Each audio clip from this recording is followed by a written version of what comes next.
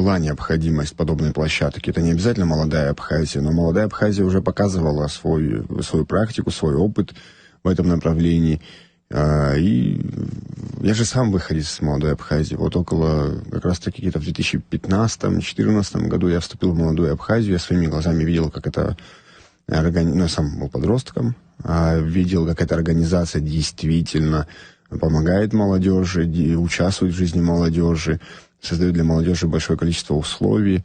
И, это социализация, понятное дело, новые друзья, знакомства. И, само собой, сейчас нам это тоже нужно. Если говорить с точки зрения государственной молодежной политики, в Абхазии сейчас все идет очень хорошо, идет развитие, появляются новые возможности процесса, это и гранты, и образование, неформальное, внеформальное, это и форумные кампании, и волонтерская деятельность.